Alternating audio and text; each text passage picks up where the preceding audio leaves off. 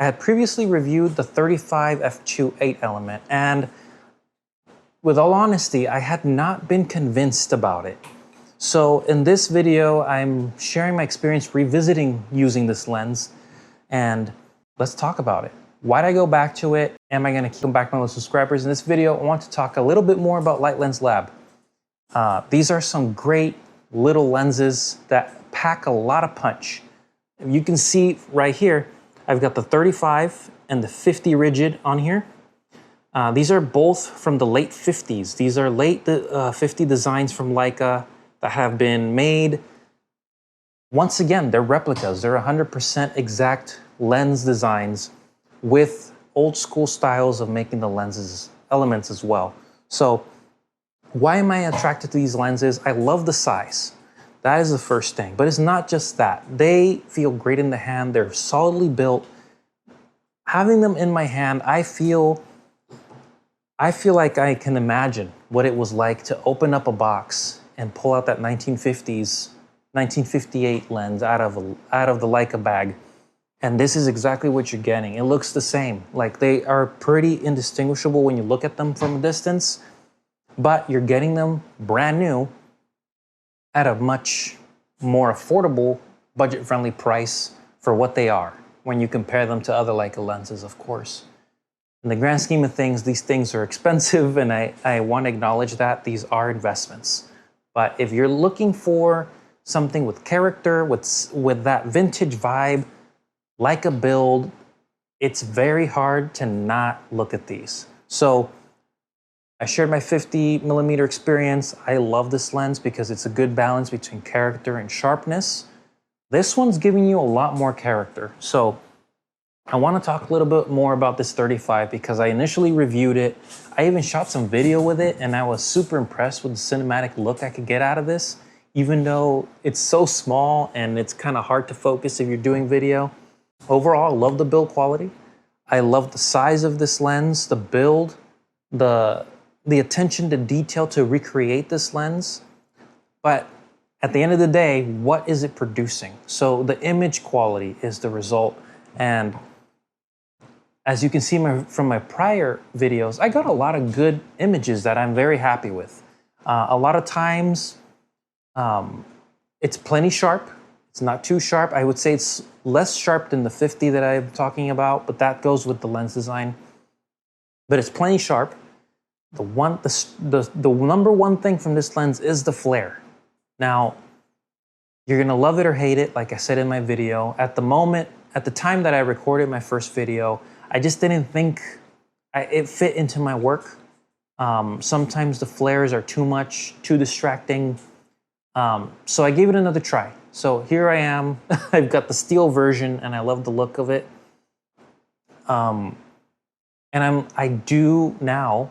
This is a selective lens. So you're gonna pull this lens out if you specifically want that look with that flare. Probably not meant to be shot like 100% the whole time that you're gonna shoot. So I think for my purposes, that's how I'm approaching it. If, for example, I want something with that stylistic look, if I want that golden hour look, and I know I'm gonna get something really cinematic and film looking with this lens, I will pull this out. If I want something slightly cleaner, not as much flare, a little bit more control, I have other options. But that's how you have to treat this lens. It is very specific for the look. And I mean, that's the point of getting a vintage styled lens like this. Now, they do sell the hood. So in my samples, I want you to notice hood versus no hood on the photos. We know that without the hood, the flares are crazy. Like, you will get really insane flares. They look cool, don't get me wrong, but they could be distracting. Now, when you look at the ones with the hood does go out a bit. I didn't bring it out for this sample to show you, but the difference of how it controls that is telling me then, you're kind of using this lens for two styles then. So if you want all out character, no hood. If you want to balance that out a little bit more, you put the hood on. So be on the lookout when you're looking at these to buy it with the hood or buy the hood separately. That is something you don't think about right away when you buy this, because they don't just come with the hood like every other lens that we're used to. You have to purposely buy it with the hood or just add it on later. So that's something that I had to think about and, you know, plan to get because that's what threw me off last time. Just too much flare.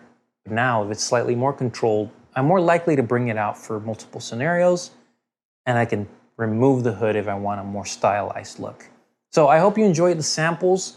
I know I've been talking a lot, but I really do appreciate these lenses for what they are, what they're offering for photo and video. I think that's a great look to add a little bit more life to your videos, not something so clean and, you know, just clinical like a lot of nice lenses, of course, provide, but sometimes we don't want that. We want a little bit more style.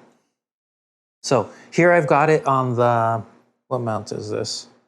That's the awesome thing about the M mount. Like I said in my other video, you can mount it. You can adapt it to anything. So here I have it M to E. Look how slim that is. If I want autofocus, I have to pull out this adapter, which is slightly longer, definitely thicker. It protrudes a lot more. So it does make a difference using the autofocus versus not. But the lens is so small that depending on the experience I want to do for the day, if I want to do strictly manual focus, I don't have to worry about that. But if I want to do autofocus, I've got this very useful adapter from TechArt, and it has its own limitations. That's going to be a separate video, but I can adapt this to Lumix, to Leica SL. Oh, those are the same mount. Nikon has also an autofocus version of that.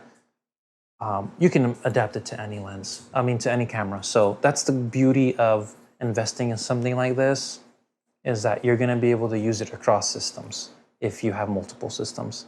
So I hope you enjoyed this video. I'm trying to take as many samples as I can so that you could see the results.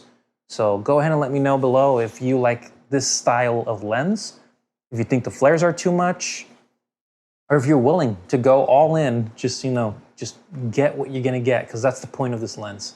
Let me know down below. Thanks for watching.